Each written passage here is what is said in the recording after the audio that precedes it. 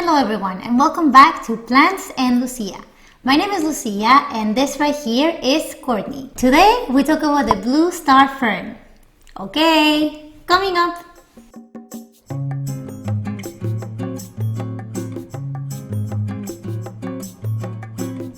Whether you are coming back or this is your first time in this channel, thank you so much for being with me and watching this video. As you may know, I am a plant beginner and I am learning about my houseplants every day. So if you want to join this journey and learn how to take care of your houseplants, how to display them, or even how to connect with them, make sure to subscribe so we can see each other every week and talk about plants. But now, let's get to the video.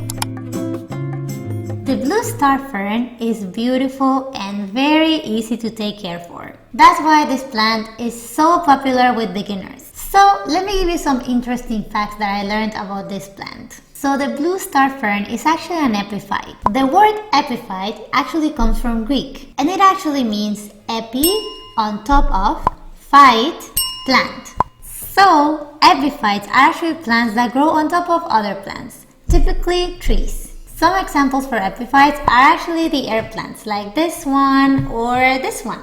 This type of plants derive their nutrients and other things that they need from the air, from the humidity, the water in the air, from dust and debris around them. So this fern is super strong because it has the capability of getting the nutrients that it needs from the soil but also from the air around it. The blue star fern is super beautiful because of its color. It has this cool blue-green color, so I find that it adds some freshness to our home. Unlike other ferns that have this very delicate fronds, this fern actually has very strong leaves that are actually thicker. So it's a very strong plant. But now, let's see how you can keep your blue star fern very happy at your house. In terms of temperature, this plant is very adaptable, so normal room temperature should be fine for her. Since this plant is a fern, I would recommend high humidity for her. It seems to thrive with more humidity.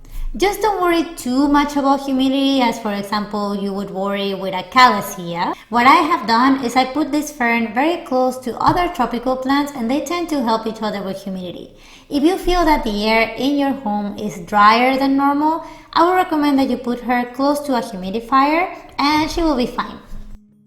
In terms of sunlight, I think it's very interesting to see how this fern grows in the wild and see if we can imitate the light that it would receive if it was in the wild. As you know, this plant is an epiphyte, which means that it grows on trees. So the sunlight may be actually blocked by tree canopies. So when thinking about sunlight, this actually is very useful because it lets us know that this plant tolerates low levels of sunlight. I actually have my friend in a room with a south-facing window, which means that the room gets lots of sunlight. So this plant is actually very far away from the window, so it doesn't get lots of direct sunlight. It actually gets very filtered sunlight and it seems to be happy there. In terms of water, I actually water this plant in a moderate way. So it actually likes to have the soil moist but not wet. The way that I check if my plant needs water is with my finger. I check every week and I put my finger inside the soil until the second knuckle. Once I feel that the soil is drying out, then I water. And I usually water with the bottom watering method. This is a very good method to get the water into the roots from below. And then making sure that the soil is not super wet, it's just moist. Remember, this is an epiphyte, so it doesn't like to be in very soaked soil. So make sure that the soil is moist but not wet. In terms of potting mix, again, the fact that this fern is an epiphyte tells us a lot about what potting mix they may like. So I would recommend a very loose potting mix. So for sure, provide a potting mix that has very good drainage. In terms of fertilizer, and to make your fern really happy, I would recommend that you fertilize monthly during the growing season. And the recommended fertilizer for this fern would be a 1:1:1 ratio fertilizer, which is a pretty balanced fertilizer, and she will be happy. Okay, so these are some of the tips that I can give you for this beautiful, very strong fern.